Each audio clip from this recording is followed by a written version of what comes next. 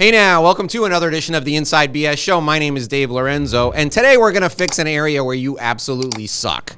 I'm going to tell you because I've seen you. Yeah, I'm talking to you. You're a miserable, lousy leader. Let's face it, we all are, because nobody teaches us how to lead. They may teach us how to manage, and if they teach us anything at all, it's how to sharpen the pencils, how to answer the phones, and how to read the financial reports. People don't care about any of that stuff. The people who work for you, the reason they're going to leave is because you're terrible at the stuff we're going to talk about today. So here's what you need to do. If you're driving, pull over. If you're in your office and you're trying to do billable work, yeah, I see you.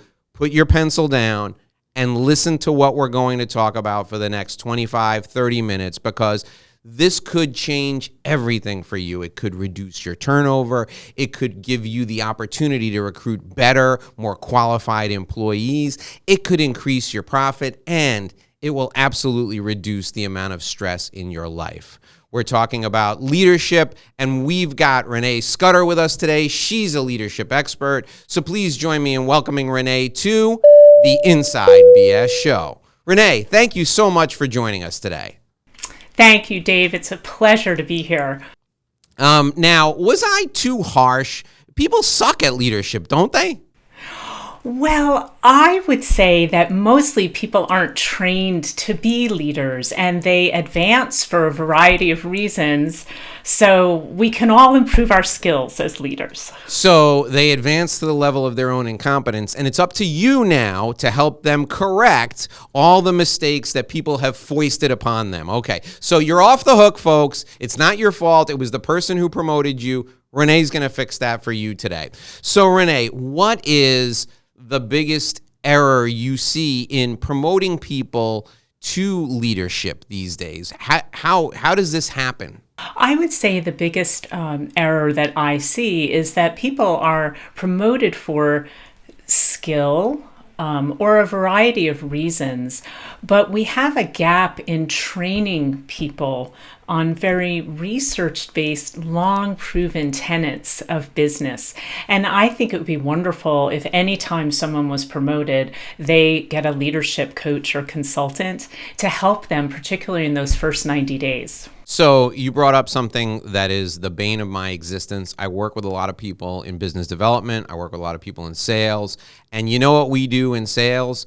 We take the best salesperson and we pull him right out of the field where he's making us a lot of money, and we say, you're now going to be a manager. Congratulations. And he's looking at us like, so I'm going to take a pay cut and I'm going to listen to people gripe all day, and I don't know why I'm doing this.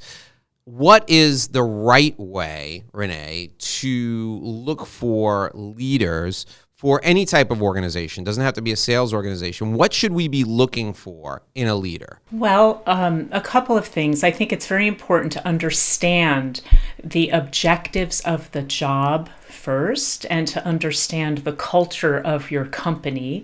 So you're looking for someone who would be a fit in that culture. And then, though, in this environment, leaders who have communication abilities, who have a sense of self-awareness and self-management, which are two high emotional intelligence competencies, and really doing almost a behavioral event model of interviewing, which is digging deep into examples of how they've handled a variety of leadership situations, and have them walk you through that detail by detail to see and hear how they think and approach a situation. And that coupled, of course, with the skill they need to perform the objectives of the job. All right, now help us understand the difference between management and leadership, Renee, because they're two different things. What's the difference? Yes. I think at most simple level, management is tactical and working with people on clear objectives, and it's more tactical. Leadership is more strategic, more visionary, and leading in a broader range, although still responsible for objectives and key results. It's almost tactical versus strategic, but all driving results. And where does the people element come in? Because I've seen a lot of really smart, analytical people fail in a leadership role. So where does the people element come into all that? We're back again with another Sandrowski Business Minute. Today we're talking with Catherine Raker, Sandrowski Corporate Advisors tax expert. Catherine, is it risky to deduct home office expenses? It is not risky to deduct a home office expense. The IRS is very specific about a home office being a designated space that is only used for business purposes. In today's current environment, a lot of us work from home. We have the ability to work from home. It's safer for us to work from home. However, if you're an employee, you cannot deduct a home office expense. You have to be self-employed to be able to take that deduction.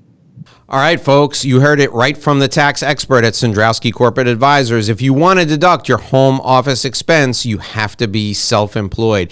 If you have questions about this or any other tax issue, you need to call Catherine Raker at Sandrowski Corporate Advisors, and you can reach her at 866-717-1607. That's 866-717-1607. This has been your Sandrowski Business Minute with Catherine Raker.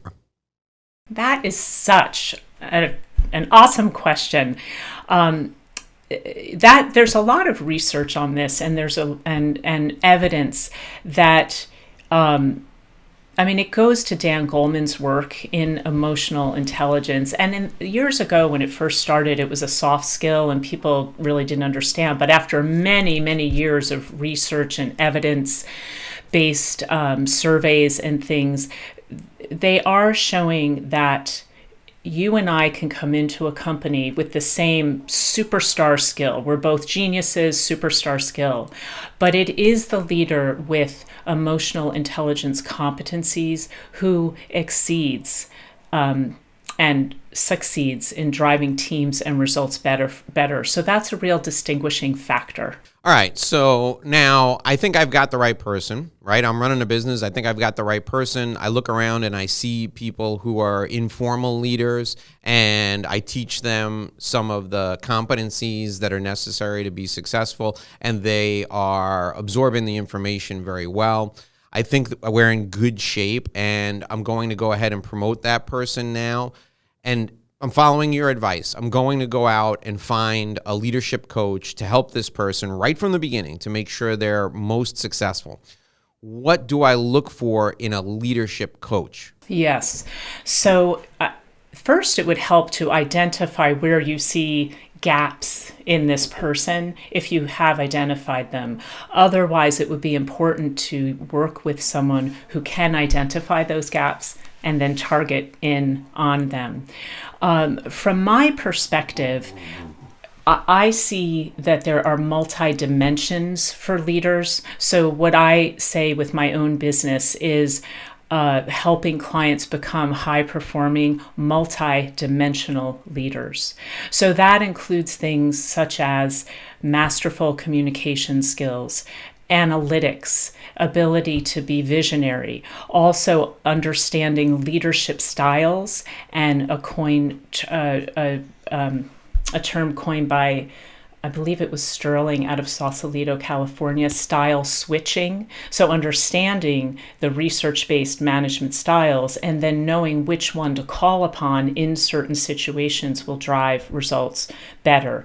Underlying core values. Also championing diversity. We live in a very globalized world now, and there's a technological divide as well. So my process has 7 principles of leadership, and they include all of those elements, which are research-based. So I would say whoever you work with, what is their background? What is their training? How can they discern the leadership area that one needs to be coached on? And then coming in with core leadership principles that are evidence-based that will give them tools to apply. So it's not all heady. It's like, this is research-based, here are situations, how can you apply them in your current situation? One of the books that I think is really wonderful is The First 90 Days for anybody who's coming into a business. This is a very wonderful, almost primer for how to jump into the beginning of a job, in addition to understanding that there really are important components of leadership that can be learned and applied. Okay, so we've got the right person, we think, and you're right there with them to help them make sure that they're on track to being successful. Let's take the other end of the spectrum. Let's take the salty old dog, right? Who's been in, and I'm going to pick on men here because I would rather vilify a man than a woman. It's just the way I'm wired. So we're going to pick this salty old dog who's been doing things the same way forever and ever, and life has just kind of passed him by, right? We got technology now. We got remote workers. We got a renewed focus on diversity because, let's face it, the workforce is more diverse. Our clients are more diverse. It's important that we embrace that because that will give us a competitive advantage, or at least allow us to compete. So now I come to you and I go, Renee, I got Joe over here. I don't know if he's going to make it. How do you approach the salty old dog versus the new manager who's just a sponge and they're like, thank God Renee is here. What do I do, right? How do you take the veteran, and how does coaching a veteran compare to coaching a newbie? Another outstanding question, Dave. Thank you. I have a passion about this. One of the speaking engagements I do is generational differences in the workforce, how to bridge the gap. This is a critical issue, especially in the age of the Great Resignation and recruitment. And I deeply believe that different generations have a group of assets that are critically important to one another and to driving the workplace. So what I would say about the salty dog, or crusty old salty dog. Ooh, that's good. I should have thrown that in there. That's great. Is first of all, you said is he or she willing to learn? That's critical on both sides of the generational divide, actually. And in teaching about generational differences, which is one of my components as well, it's looking at the attributes of the different generations, which are long studied. And if we can educate one another, I'm not going to pick on the millennials. They get so tired of millennial bashing, but let's just say a younger generation, and then we have a baby boomer. So the stereotype is the baby boomers driving them crazy because they ask them how to turn their computer on, or, things like that. But if we understand truly how we grew up, what were the forces that affected that, and what are the attributes, then we can bridge that divide to try to learn from one another. Now, this gentleman is going to have to, I'm very about results, understand the objectives and key results, the KPIs, where do we need to go, and who he's working with. So I would educate him on the attributes of the generations. We would be looking at the objectives and understanding what he needed to do to loosen his hold on values or corporate culture the way it used to be. And how can he come along and add value still, because he has so much experience to contribute. So it's really an important issue in my mind, bridging this generational gap. Very much so. I'm so glad you asked that question. All right. So now let's talk about the remote workforce, right? So much of high quality leadership is occasionally being elbow to elbow with the people with whom you work, and demonstrating the core values of the organization, sharing your wisdom, your knowledge, your experience in a way that is not a very formal setting, rolling up your sleeves and doing the work in with the troops so that they understand that you're willing to get your hands dirty and demonstrate the proper techniques or the proper behavior. We're in an age now where half of the workforce, or 60% of the workforce, or in some companies maybe 80% or more of the workforce, is remote. They're not in an environment where you can be elbow to elbow, maybe ever. How do you demonstrate that intangible, that thing you have to feel in order to bond with the leader of your work group or the leader of your organization? How do you demonstrate that with a remote workforce? Yes, great question. Leadership is a great responsibility, and it's an honor. I'm not just a trainer and consultant of leadership. I have evolved and been a leader through most of my career. I mean, my journey has been starting director of operations, ending at chief strategy officer. So I've walked that journey, and through COVID, leadership changed so much. So how do we bond with a remote workforce? We have to think of this hybrid model. I mean, apply, how did we used to orient a new worker who came in, had him or her meet the team? What were the things that were team building? And we have to remember those and not throw them out the window, but adapt them for the hybrid environment. So if someone you've hired as talent in New Hampshire and your office is in Boston, as a leader, I would make sure that there was a series of in-person visits where either they were coming to meet the team or at least that I was meeting with them to start that integration. And then there's the whole onboarding process and doing it thoroughly. And then there's working with the technologies, whether it's Microsoft Teams, whether it's Zoom. It's not forgetting to incorporate that person.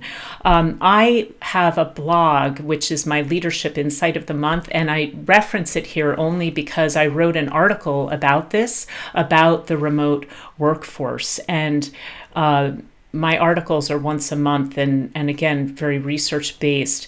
But this is a critical issue, Dave, and clearly you're right on top of things. So succinctly, I would say that we have to, as leaders, focus on the experience of this new team member and remember how we did it pre-COVID when we were all in an office together, and what are the integrations and the use of technology, but also in-person connection that we make sure we're building this team, because that will drive results better, and also it will make the experience of this employee better. And retention is critical. I mean, we all know the cost-benefit analysis of what it takes to search for and hire and train a new employee. So they're this beautiful golden nugget that we have to integrate even in this new workspace environment. Thank you. That was a great answer. Now let's talk about one of the other issues that I hear all the time from the folks that I come into contact with who lead teams, and that's, hey, they say to me, hey, Dave, listen, years ago, when we had a great quarter, or we had a great month, or we had a great week, I could take everybody out for a drink, and we would just have a great time. I'd throw my credit card on the bar, and everybody would have fun. Now, I'm concerned that if we wind up in that environment, or if I take people out and things get a little crazy, there may be accusations that fly, there may be a liability, I may be opening myself up to a whole world of hurt. So I don't even know what to do in this day and age to kind of bond with my team, Dave. Renee, what's the right answer for that? Because I'll tell you, when I came up as, somebody who came up through the ranks of different service-oriented businesses and then led teams that were responsible for sales, part of the motivation for these people doing well was to have that big celebration at the end of the week or the end of the month. So where do we go now with this when everybody's concerned about saying the wrong thing or doing the wrong thing, or more importantly, just being accused of saying the wrong thing or doing the wrong thing? How does a leader keep that bond, foster those relationships, and make sure that they never put themselves or the people that work for them in a position to perhaps be accused of something or maybe have a slip of judgment? Yes. This topic is very relevant, as you say, for today. And going back to leadership, we're in a new era. A lot has happened since those days. Things were acceptable then that probably shouldn't have been acceptable and aren't acceptable today. And again, leadership, you're a leader for a reason, and sometimes it's lonely at the top. I wrote an article called Heavy is the Crown. So with leadership comes certain boundaries. And with those boundaries, even in celebration, even if alcohol is involved, you're still a leader in that environment. And we have the luxury today of all of this information from human resources. What is sexual harassment? All the videos of the most nuanced things. What are the diversity, equity, and inclusion areas that we need to be inclusive and aware of? And so I don't think it's black or white, that we can't have fun, either or, up or down. It's more that if you create a fun environment, that there are boundaries, that you're modeling the right behavior, that you're not saying anything that could be perceived incorrectly. And really, I think that we know what those things are. And so it's about the conscious presence of us as leaders in a world that's gone a little crazy. It's a little chaotic out there. And this is where I think leaders can impact the world, really. We can still celebrate with those teams. We can still find ways that feels appropriate, even like taking them on a ropes and rock course, perhaps, or even if it is going to a bar. Leaders are mentors and models. And so I think we have enough information to understand those boundaries of how to lead and to create safe spaces that are also joyful and engaging and rewarding. Yeah. Let's talk a little bit about culture now, and how some organizations have a culture where they just seem to raise really good leaders. What in your experience creates that culture where they just churn out one good leader after another? I come from a background where I, right out of college, went into, they used to call it the manager in training program, the MIT program in Marriott. And Marriott was renowned at the time, and they're still well respected for developing some of the best leaders in the hospitality industry. What makes a company a breeding ground for really good leaders? Yeah. First of all, one of my favorite books is Good to Great by Jim Collins. It's very academic, but what I love about it is that he studied top performing companies and top leaders and what makes a high level leader. And so there's a few things. One is it's having a culture and knowing your culture.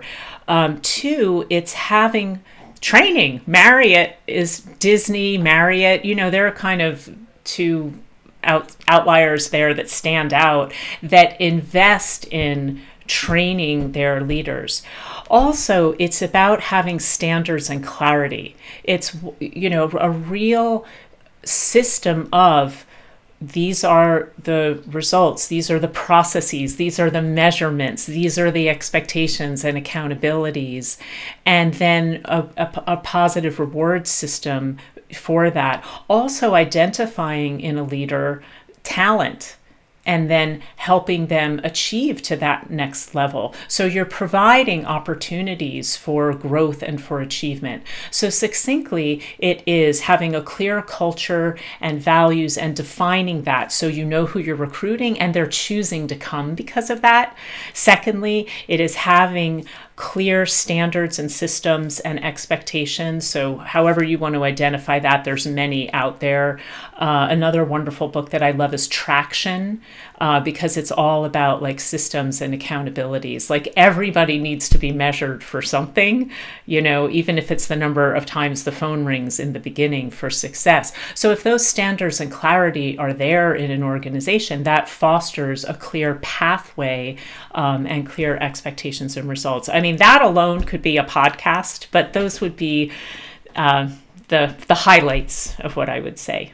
Yeah, I really appreciate what you're saying there. My son was competitive in the martial arts for years and years, and his teacher is an amazing man who owns the karate school and also serves as the police training officer for the city of Miami Beach. And his saying was, when you're under pressure, you will always default to the level of your training and preparation. Oh, interesting. So, when it comes to leadership, the training, the preparation that we give people who we then place in a leadership role is critical, because who's not under pressure? I mean, everybody in every industry is under pressure at some point. So you want to make sure that you rise to the level of not only effectiveness, but excellence. So you have to be training to that level, because that's where you're going to end up when you're under pressure. All right. Absolutely. So let's talk now, Renee, about you and what makes you different. There are a lot of people out there who profess to be leadership coaches. There are a lot of people out there who profess to be experts in leadership.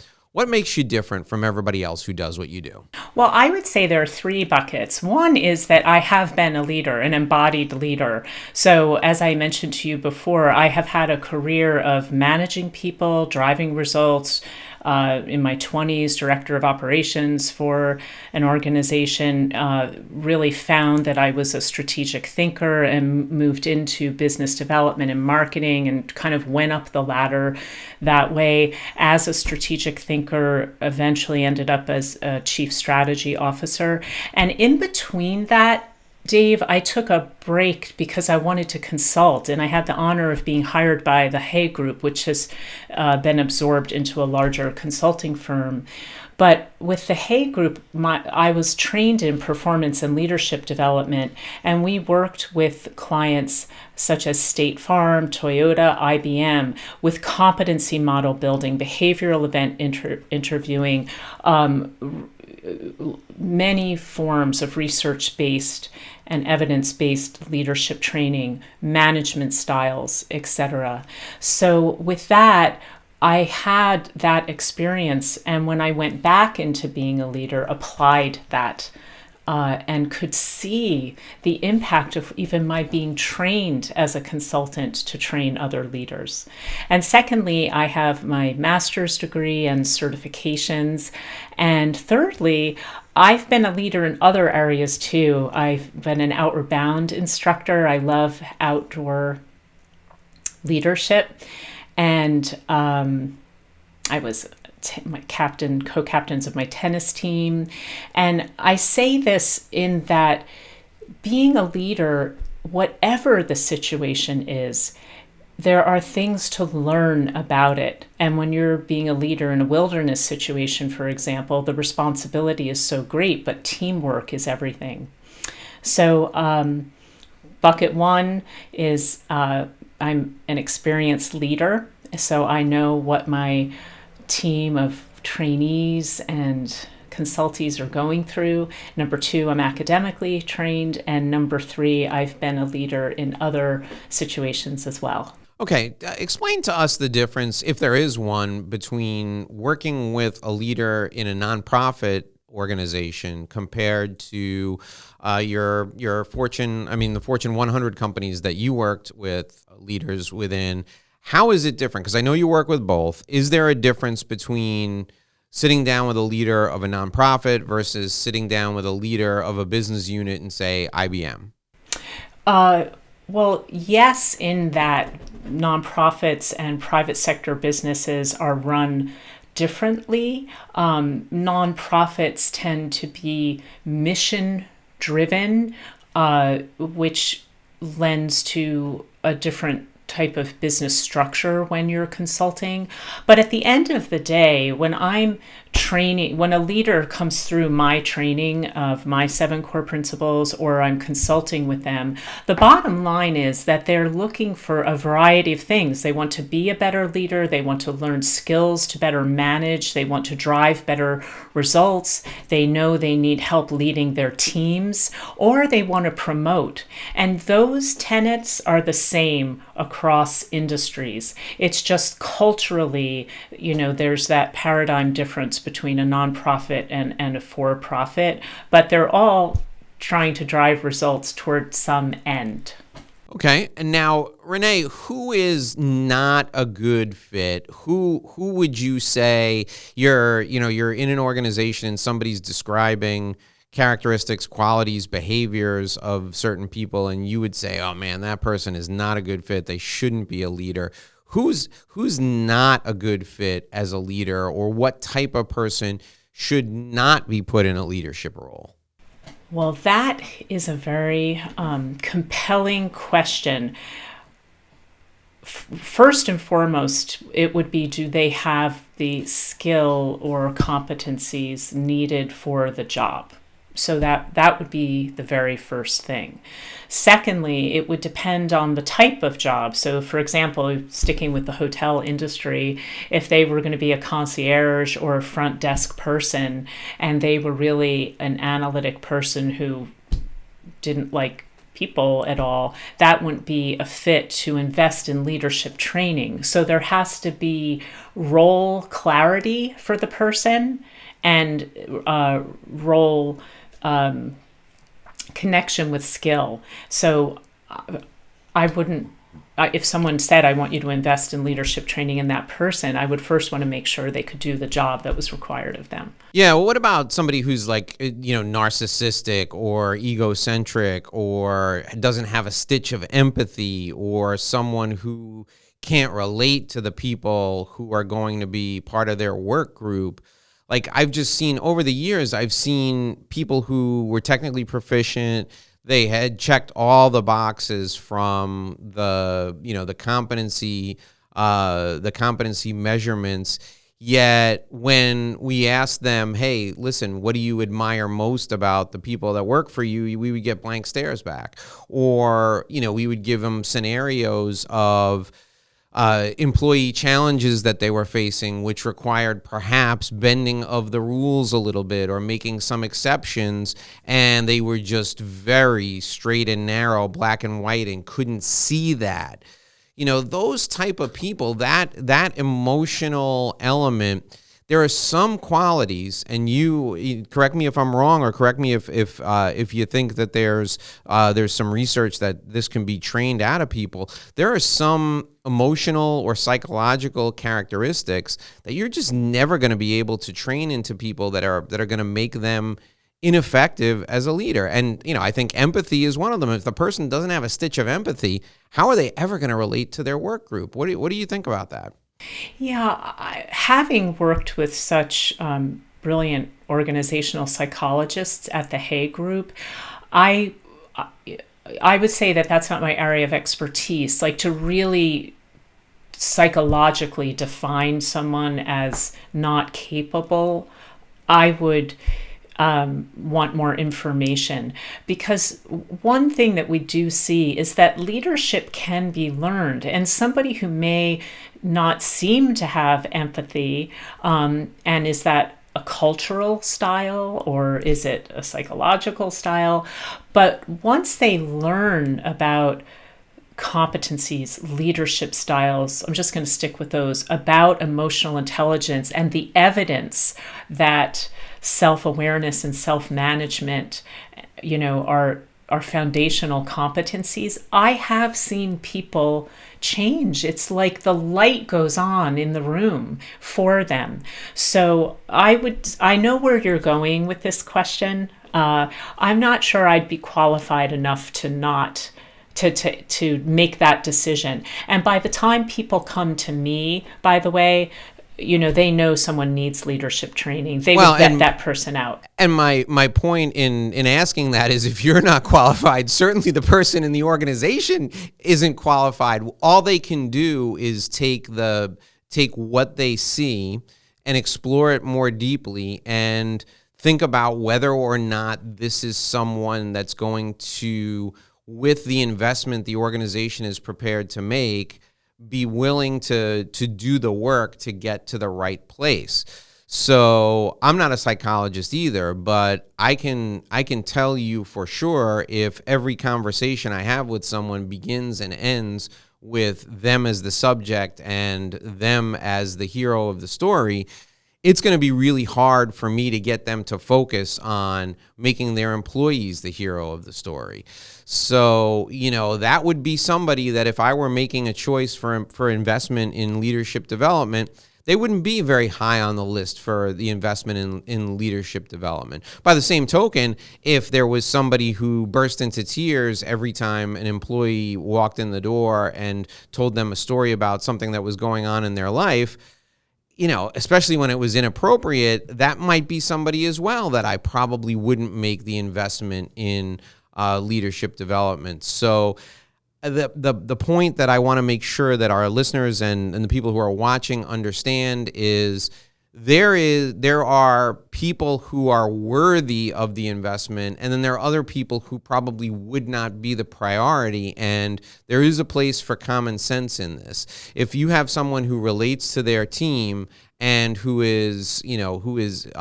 makes a connection at an emotional level with their team, that would be somebody I would think would be worthy of investment, versus somebody who is probably well suited for an individual contributor role. Like, somebody who is egocentric and who is motivated by the constant advancement that the achievement of goals can bring them, and that's all that motivates them. That person may be more motivated for an individual contributor role. So as somebody who's running an organization, you have to have this level of perspective, and you can't, in my opinion, you can't think that it's worthy of your investment if somebody just is not going to be a fit, or it's going to take a long time for them to be a fit. Yes. Well, I see where you're going with that, and absolutely, as an executive to or a business owner, entrepreneur, yeah. Yes, right. That's right. Exactly, Dave. To invest in your people, that's a very important decision to make. I mean, budgets are budgets. Many of the people who come to me self-choose to come. It's not always just the organization. And the only thing I would say about those people you're defining is if they're producing for you in some way, and there's this let me just try this to see if it is about educating and giving them the tools that maybe they just have never had, then it might be worth a try, because people can change. But again, an owner or a business owner, an entrepreneur has to make that decision. But I have seen people change. Knowledge is power. And business owners have to make the decision on who they invest in. All right, Renee, I want you to take a minute and think of 3 things you want folks to take away from our time together, 3 things people should take away from what we've covered today. While you're doing that, I'm going to remind folks that we are brought to you by My Revenue Roadmap Guide. If you are looking for a business development system, if you want a track for yourself as a professional to connect with people, to develop relationships with people, I've got it for you. Everyone needs a business development plan, and you don't have to reinvent the wheel. I'm going to give you the business development plan I use with my clients. It's my gift to you for listening to the show, for watching the show. Here's what you need to do. Go to revenueroadmapguide.com, revenueroadmapguide.com, enter your contact info. There you can download the business development plan I use with my clients every day. You can customize it for yourself and for your professional practice, just like I customize it with my clients. All you need to do, revenueroadmapguide.com, enter your contact info, download it today. We're talking to leadership expert Renee Scudder. You can reach out to her at 617-249-4829, 617-249-4829, or you can find her at her website, inspireleadershiptraining.com, inspireleadershiptraining.com, all those words together. Her email address as well as her website is down in the show notes. I got her bio down there as well. You can find out everything you need to know about Renee and the fantastic service she offers. Okay, Renee, what are the 3 things you want the folks at home to take away, or at work, wherever they are, in their car? What are the 3 things you want them to take away from our time together today? Okay, Dave. Well, I would say number 1 is that leadership can be learned, and to remember that there are techniques and plenty of research to teach good leadership skills. And number two, I would suggest that we all as leaders stay informed, that the landscape is constantly changing and there's wonderful information out there. So stay informed. And I would say the third thing is to know your value as a leader, the impact you make every day on the people that you lead, on the clients that we serve. And that leadership is just such an awesome responsibility, and we can really make a positive difference in the world with it. Thank you, Dave. All right, those 3 tips are great. Thank you, Renee. Folks, you can reach out to Renee. Once again, you can find her at inspireleadershiptraining.com, inspireleadershiptraining.com, or you can call her at 617-249-4829. Her email address is down in the show notes. Renee, thank you so much for joining us today. It was an absolute pleasure having you on. Dave, thank you for the opportunity. Wonderful. Thank you. Alrighty, folks, that'll do it for another episode of the Inside BS Show. My name is Dave Lorenzo. We're back here again tomorrow. Remember, if you like what you heard, give us a hey now down in the comments. I read every single comment on YouTube, every single comment on the podcast sites, even if you just write, hey now, Dave, hey now, Renee, down in the comments. We appreciate it. We will see you back here again tomorrow with another edition of our show. Until then, here's hoping you make a great living and live a great life.